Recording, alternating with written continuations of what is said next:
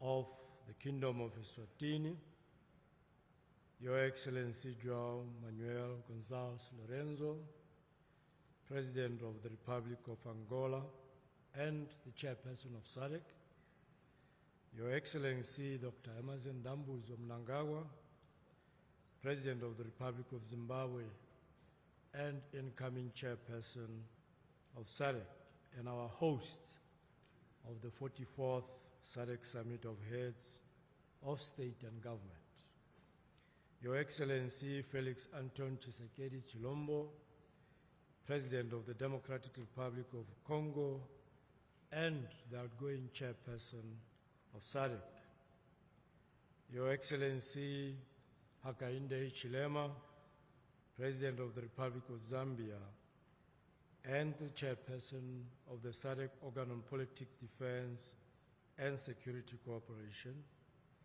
Your Excellency Dr.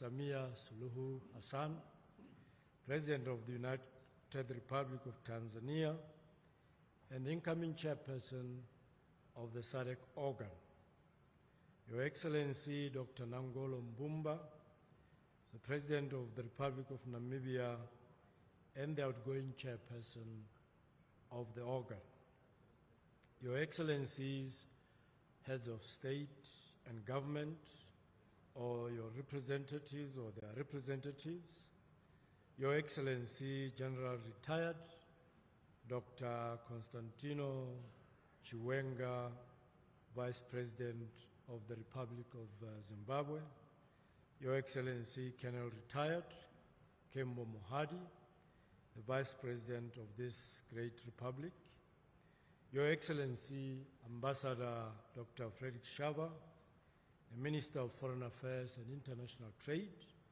of the Republic of Zimbabwe, and our Chairperson of the SADC Council of Ministers, Your Excellency Mr. Clavat Katete, Under-Secretary General and Executive Secretary of the United Nations Economic Commission for Africa, Honorable Ministers and Deputy Ministers here present, Ambassadors, High Commissioners and members of the Diplomatic Corps, representatives of our partner institutions, regional, continental and international organizations, members of the Fourth Estate.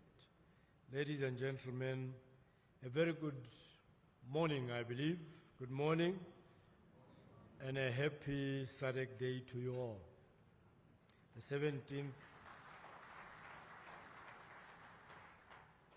Your Excellencies, it is an honor and privilege to stand before you today to deliver the introductory remarks at this 44th Ordinary SADC Summit of Heads of State and Government. Let me also extend my profound gratitude to the government of the Republic of Zimbabwe for graciously hosting the 44th SADC Summit and for the warm hospitality extended to all delegations. The excellent arrangements for this summit and all preceding meetings is testament to the commitment of the government of Zimbabwe to the ideals and aspirations of SADC. Your Excellencies, the 44th SADC Summit is held under the theme Promoting Innovation to Unlock Opportunities for Sustained Economic Growth and Development towards an Industrialized SADC. This theme takes us further on a transformative journey towards industrialization, which started right here in Zimbabwe through the directive of the 34th SADC Summit to place industrialization at the core of the SADC regional agenda.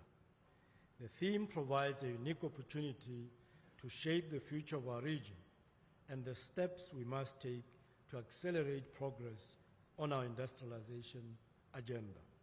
To this end, the region should continue to harness the power of innovation to accelerate implementation of key regional value chains and promote technological transfer to increase manufacturing of value-added products and ultimately realize economic growth and prosperity of our region.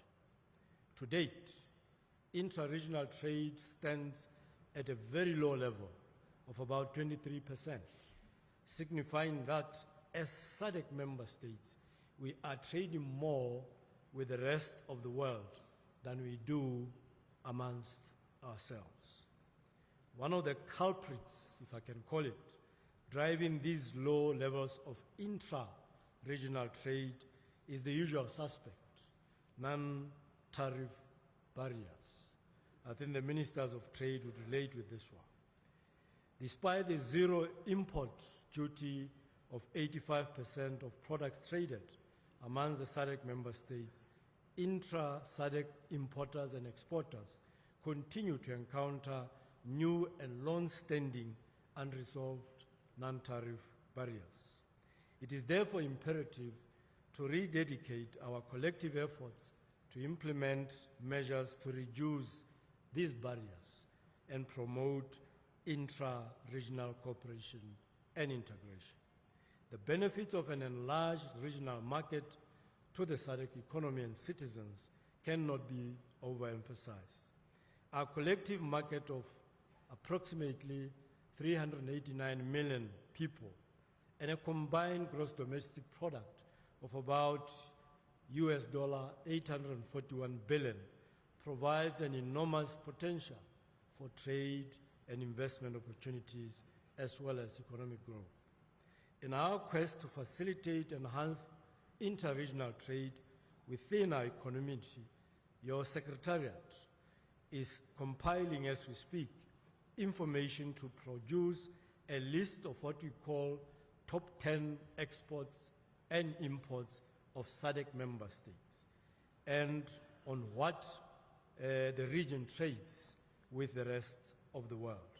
This will be used to develop strategic interventions and actions to improve access to markets within our community and to facilitate improved inter-regional trade within the region. I am hopeful, Your Excellencies, that the completion of this exercise will produce declarations on how we will trade going forward and reverse the 23%. The status quo is not ideal in my view, and we must change without delay. Your Excellencies, I'm pleased to report that as part of the ongoing efforts to expand our markets beyond the SADC region, the agreement establishing the tripartite free trade area among the Common Market for Eastern and Southern Africa, COMESA, the East African Community, EAC, and SADC entered into force on the 25th of July this year, paving the way for member and partner states of the tripartite to access a larger market of now 26 countries, with a population of about 700 million and a GDP of $1 trillion United States dollars. As the chairperson of the tripartite task force, I have already notified all the tripartite member and partner states about this positive development, which is a key milestone in the promotion of intra-Africa trade and enhancement of economic integration in the tripartite area. On peace and security, Your Excellencies, the SADC region continues to stand out as a beacon of hope for peace, security, and stability in the continent of Africa, notwithstanding the security challenges in the eastern part of the DRC. Our region remains resolute towards finding lasting peace and security in the DRC. Last year, we deployed the SADC mission in the DRC to support the government to restore peace and security following an increase in conflicts and instability caused by the resurgence of armed groups. This mission should complement ongoing diplomatic processes, namely the Luanda and Nairobi processes, which aim to bring all concerned parties to the negotiating table to find a lasting solution to the conflict. Regarding the security situation in Mozambique and the following and following the deployment of the SADC mission in the country since July 2021, I wish to report, Your Excellencies, that the mission was successfully concluded on the 4th of July this year, and that the security situation in Cabo Delgado is better off than it was prior to the mission's deployment. Through SAMIM, we succeeded in facilitating humanitarian assistance, controlling radicalization and indoctrination, and in protecting public infrastructure, thus restoring essential public services. In collaboration with the government of Mozambique and other partners, the region has created a secure environment, allowing the return of over 600,000 of the 1.2 million internally displaced persons to their places of origin. Allow me to express our sincere gratitude to His Excellency President Hakainde Hichilema, the chairperson of the SADC organ, for his unwavering commitment for sustained peace and security in the region. Under his leadership, our region has taken concrete steps to foster cooperation to consolidate peace, security, and stability, and in particular to highlight one, unlocking the levers to drive the reform process in the Kingdom of Lesotho. Similarly, I wish to thank the SADC chairperson, His Excellency President João Manuel Gonçalves Lorenzo, for leading the Luanda process in his capacity as the African Union champion on peace and reconciliation in Africa. It is our hope, Your Excellency, that your diplomatic prowess will help find peaceful and amicable solutions to the conflict in the eastern part of the DRC and bear fruit. Your Excellencies, the 2023-24 rainfall season has been a challenging one, with most parts of the region experiencing the negative effects of the El Nino phenomenon, characterized by a late onset of rains, extended mid-season dry spells, and extreme high temperatures. As a result, an estimated 67.7 million of our people in the region, representing more than 17% of the region's population, have been negatively affected.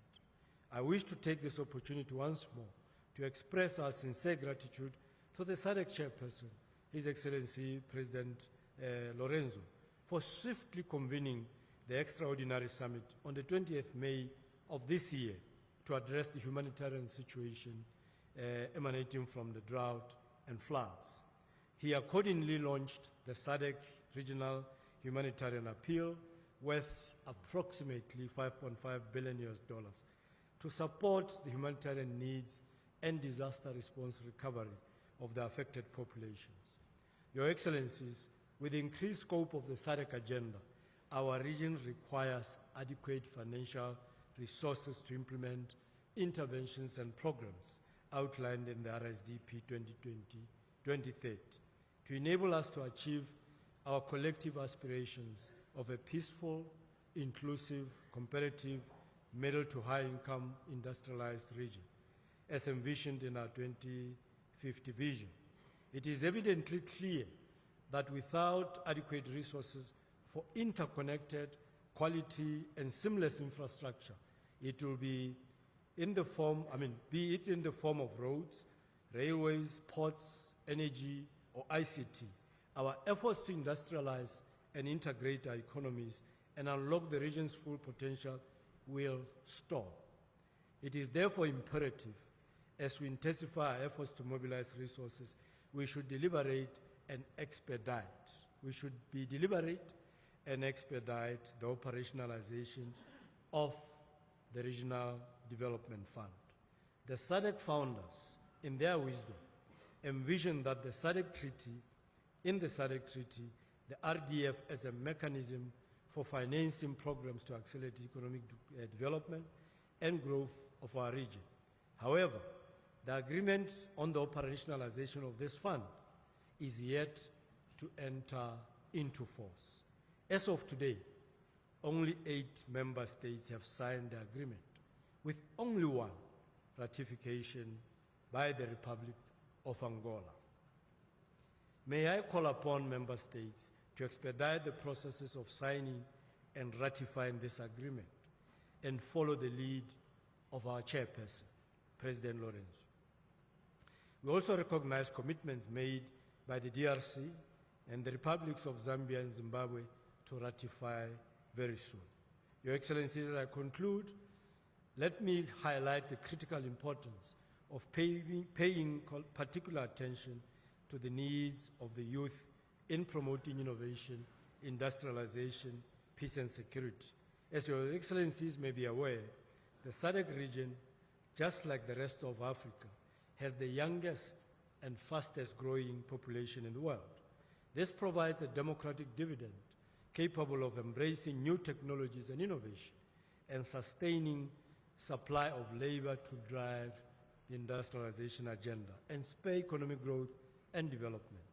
We just witnessed this potential coming to life a couple of days ago at the SADC public lecture, ably delivered by our host, His Excellency President Dr. Emmerson Mnangagwa at the University of Zimbabwe. The youth were taking the lead to innovate, to create new advancements, and simply to dream. The President has put funding aside dedicated to these young men and women to shape the industrial revolution of the country, for which we commend him most sincerely.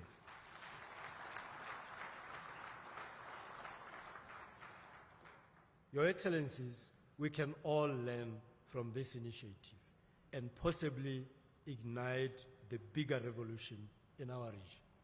As part of the implementation of the 41st Summit theme titled Human and Financial Capital, the key drivers for sustainable industrialization in the SADC region, which was adopted last year in Luanda, the region convenes the SADC Youth Forum this year with calls for the region to develop public policies that encourage active youth participation in mainstream economy as well as the representation of young women in the development processes.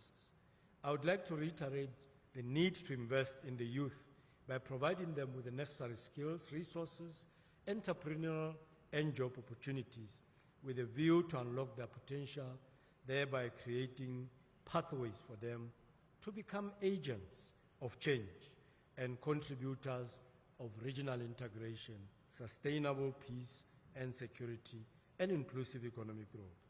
I wish to take this opportunity to thank the chairperson of SADC, His Excellency João Manuel Gonçalves Lorenzo, the President of the Republic of Angola, for his exemplary leadership, guidance, and insights during his tenure.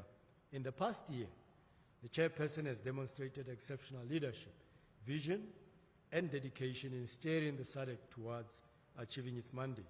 He has provided guidance, wisdom, and deep insights to the Secretariat during his visit to the Secretariat in Gaborone on the 14th of July this year. As we look ahead to the coming year, the Secretariat reaffirms its unwavering commitment to work collaboratively with the incoming chairperson of SADC, His Excellency Dr. Emmerson Mnangagwa, the President of this Republic, to move the SADC agenda forward and mainly focusing on industrialization or industrializing our region.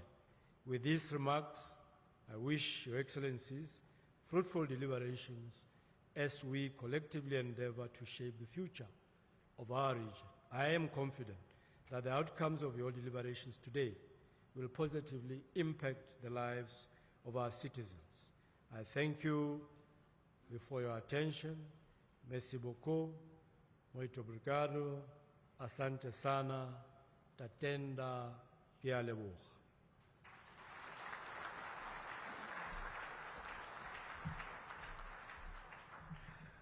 Thank you, ladies and gentlemen. Another round of applause for the SADC Executive Secretary, His Excellency Mr. Elias Magosi.